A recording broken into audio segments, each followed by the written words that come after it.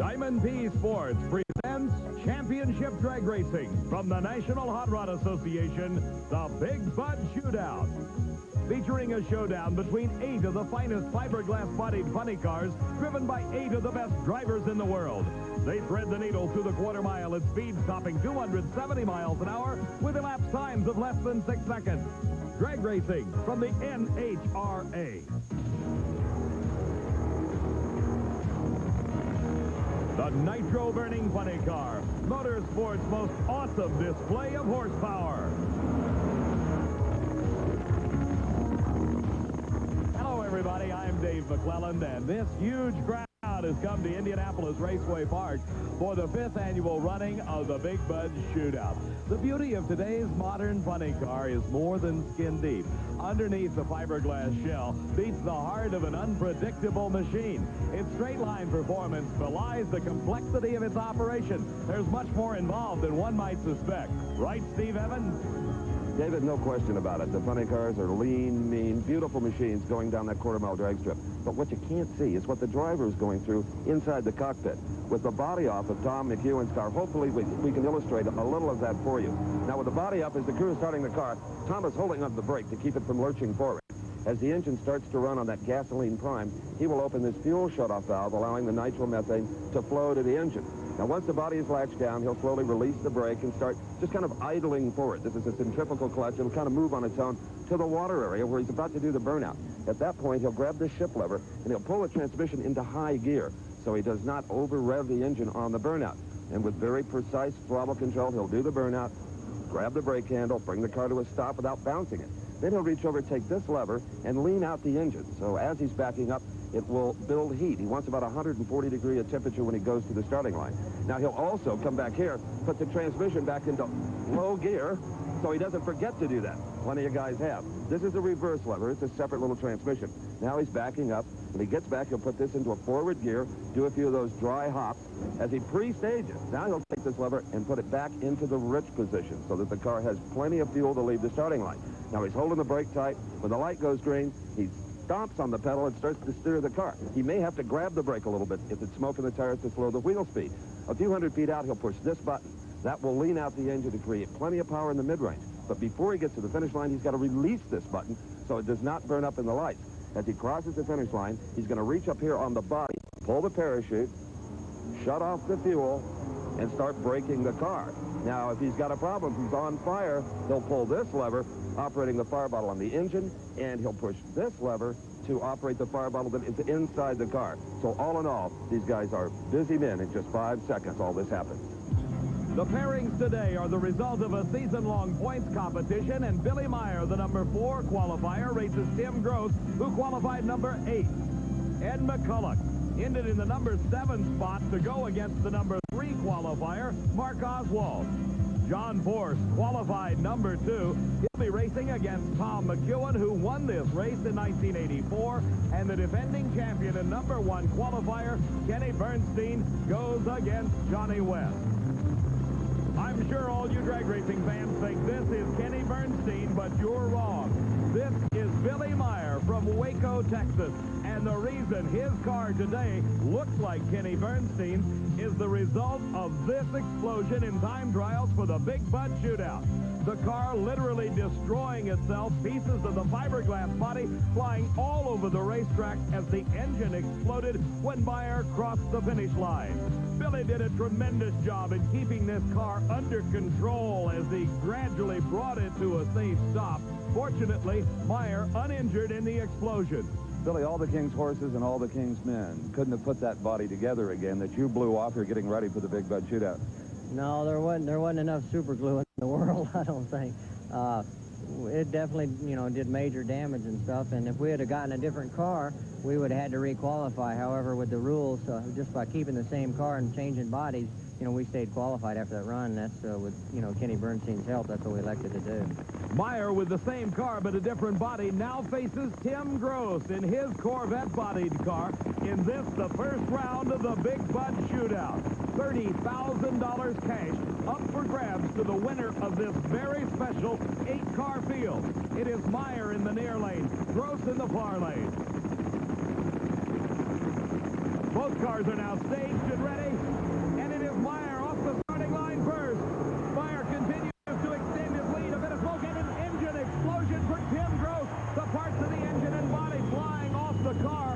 Gross fighting for control.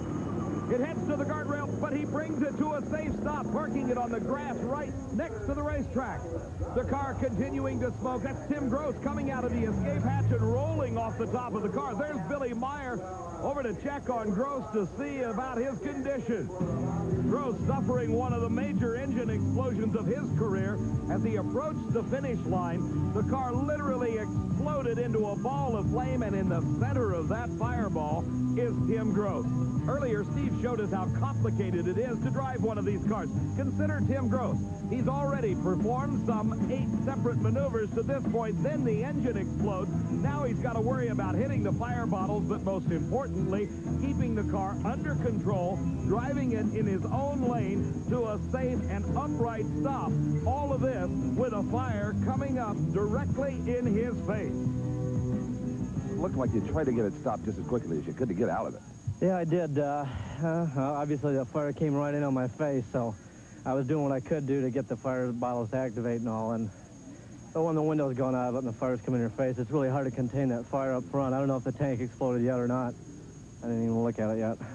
Sorry to see you have all these problems. Well, thank you, Stephen. That's part of the game, right?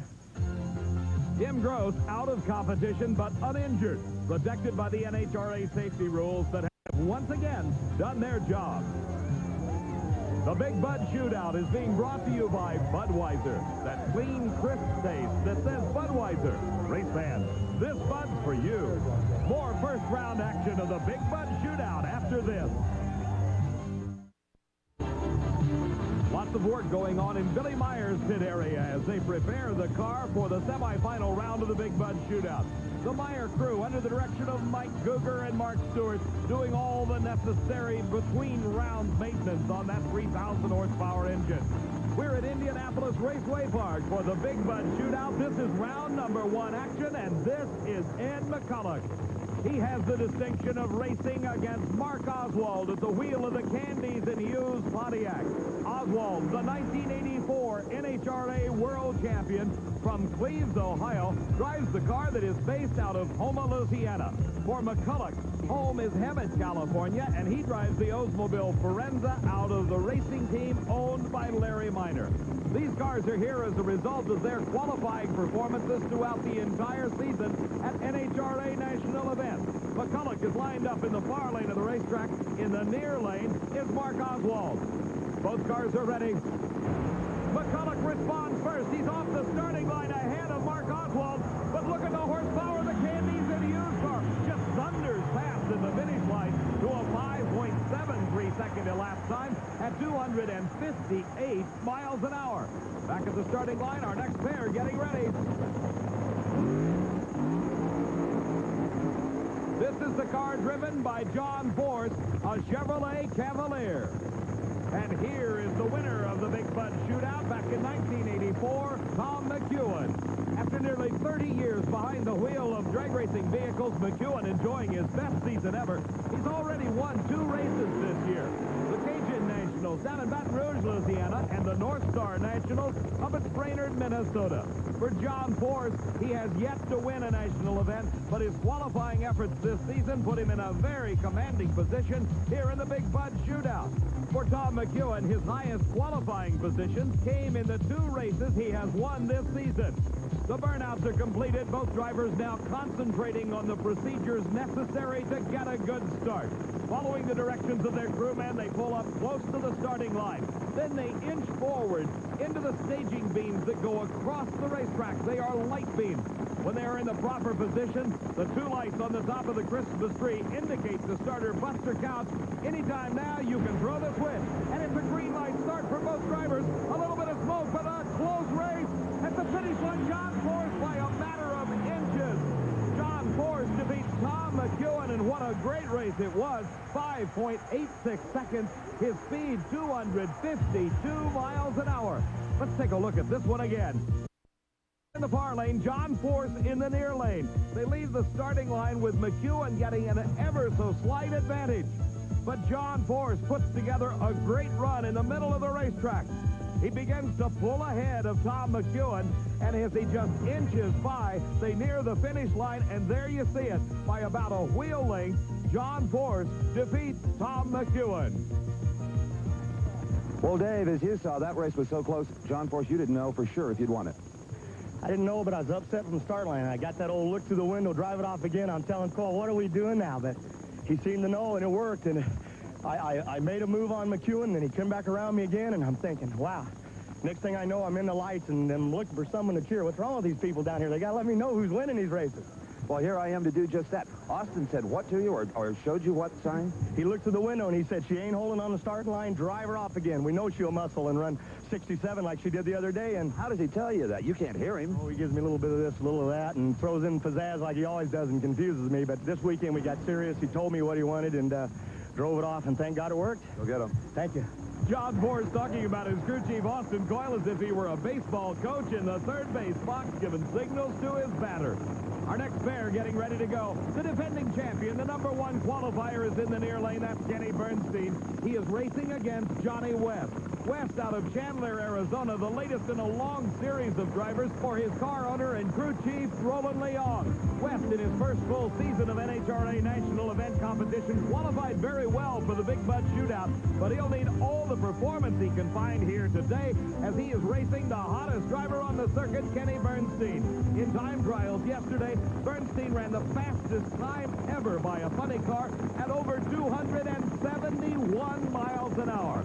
Bernstein is the reigning world champion and had an incredible season a year ago when he won 6 NHRA national events, a new record, plus this race, the Big Bud Shootout. Thus far this season, he has won 2 races, the Grand Nationals in Canada and the Summer Nationals in Englishtown, New Jersey. He's the odds-on favorite to repeat as the world champion of funny cars. The lights go green, and Bernstein goes up in smoke. He moves first, but the car's smoking violently, and Johnny West, in the upset of the Big Bud Shootout, moves into the semifinals. What a disappointment it has to be for the defending champion. Kenny Bernstein moves first. The tires instantly lost traction. Huge clouds of smoke billowed up out of the rear of the car. As we see in slow-motion replay, Bernstein had the advantage off the starting line, but it went away instantly, and Johnny West headed to the finish line and took the big win. Now some confidence for the semifinal.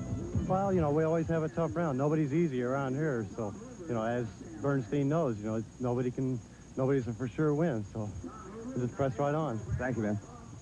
Johnny West with a bright smile on his face, obviously showing the elation of the moment as he took the upset win over the #1 qualifier. That sets up our semifinal pairing.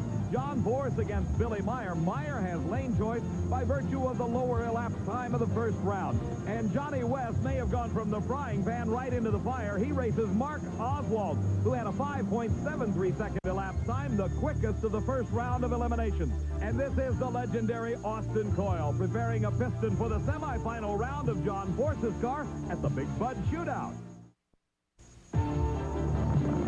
At the Big Bud Shootout, I'm Dave McClelland, along with Steve Evans, and a huge crowd is jammed into Indianapolis Raceway Park to watch the 8 best funny cars in the world do battle. We're down to 4 cars, the semifinal round. John Force against Billy Meyer. Meyer in the far lane of the racetrack, not using the normal Mustang body. He destroyed that in that time trial explosion. Perhaps the most interested spectator amongst this huge crowd is at the far end of the racetrack with Steve Evans. Dave, joining me down here at the far end is 4-time funny car world champion Don Prudhomme. And Don, the semifinals of the Big Bud Shootout are coming up. Your impressions, predictions, if you will. First, let's take John Force versus Billy Meyer. Well, Force, you know, it just ran very good to run before, and racing Myers got a little bit of advantage. So I look to see Myers have the advantage on the run. You know, Myers had that terrible fire and explosion. Sometimes it's hard to get back on track after something like that. It is, but I was surprised he came out so well in the first round of the Bud Shootout with the 75, and to come back, I think he's got a lot of momentum going right now. Okay, Mark Oswald and his opponent Johnny West. Mark Oswald's my pick. He's strong. Mark's, you know, he's been running good all year, and he's running very quick the first round. I look to see him go all the way. All right, let's go back to Dave McClelland and the semifinals of the Big Bud Shootout. And Steve, as you know, Don Prudhomme will be back in competition in 1987, and I wouldn't be surprised to see him right here in the midst of the Big Bud Shootout because he always races hard and qualifies very well. But the spotlight right now is on these 2 cars. This is Billy Meyer racing against John Force, and there's Austin Coyle. Watch close. Maybe you can pick up some of the tips that John Force gets from his rookie by virtue of hand signals. That one obviously indicates, let's stop. And now he says, roll it forward again. But now Austin Coyle goes through this procedure, relaying to John Force what he thinks the driver should do to get the car off the starting line. There was the signal, the wave from John Force. He acknowledged it. Now we'll see if he understood it, because as we heard him say, sometimes he's just a bit confused by all those hand signals from Austin Coyle. Oh, what a great start by Billy Meyer. He has a problem or two, and look at the tire smoke for John Force. But Force wins the race by a car length, as Billy Meyer had problems after that great start. The elapsed time for Force, a 5.83 second elapsed time. Remember, though, he was smoking the tires in the middle of the course. Here we see it happen again. Meyer, look at him leave. He put a whole shot on John Force that was almost like a train link. The crew acknowledging Meyer is out in front, then he has to lift. The car going into tire shake and smoking the tires, as is John Force. But Force recovered, regained the traction, got back on the throttle, and by a car length or two, won the race over Billy Meyer. Well, for the second time today, John Force has had to come from behind, and the way the tires started to haze, I really wondered if you were going to be able to do that. It wasn't a little drive off that time. It was a whole bunch of drive off. I mean, easy. Yeah, there was no half throttle. What to do? She was shaking, and she moved out, and I'm looking at Coyle like, what's he going to do? And I knew he had me. He was out of car, and I was wanting to put her on the wood, and every time I do this, I choke it, and I left it at half throttle, and we outguessed him, we outlucked him, beat Bernstein twice, beat Myers. Who was that? Kind of looks like Bernstein. I know that. Yeah, it's just the brakes for me. Had he fell, it's going to hurt us. So what kind of ET we run? 583. 83? Amazes me what they'll do at half-track, these little plastic funny cars, huh? See you in the final round. John Force, a man that obviously takes a great deal of pleasure at his profession. He's into the finals of the Big Bud Shootout. He'll race one of these two cars. Will it be Johnny West or will it be Mark Oswald? A dramatic side-by-side burnout to heat up those huge slicks to try to provide as much traction as possible for the some 3,000 horsepower that are generated by these racing engines that use nitromethane for fuel.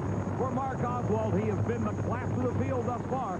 He has low elapsed time with that Candies and Hughes Pontiac. But don't forget, Johnny West is in an upset mood. He just put away the #1 qualifier and defending champion Kenny Bernstein in the first round.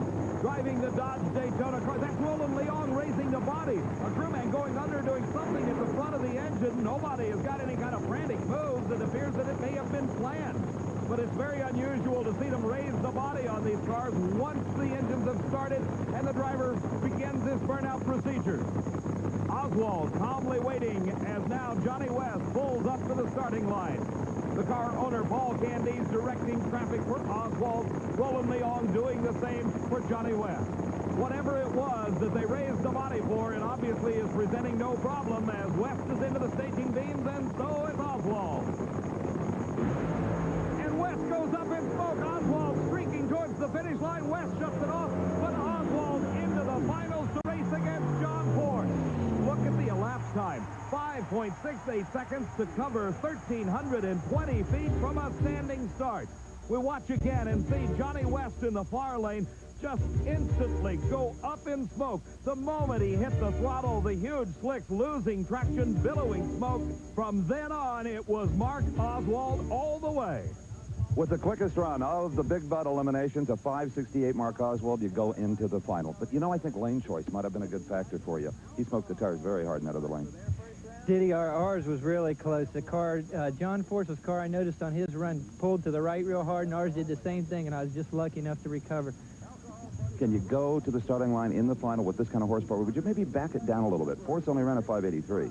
Yeah, but, you know, he ran a 66 in qualifying. He could step up at any time. That run's going to be at 5 o'clock. It'll be a little cooler. The racetrack may be a little better. I'm sure we'll try to soften it up just a little bit, though. Good job. Thank you. When we come back, $30,000 will be on the line on one single race between Mark Oswald and John Force as these two face each other down in the finals of the Big Bud Shootout. The finals of the Big Bud Shootout. Mark Oswald at the wheel of the Candies and Hughes Pontiac against the Chevrolet of John Force. $30,000 up for grabs in this single run over a quarter-mile distance. recognizing the fact that these drivers have been competing for an entire season to earn the right to race in the Big Bud Shootout. In this final run, the winner will be compensated at a rate of more than $5,200 a second or $22 a foot for the quarter-mile run.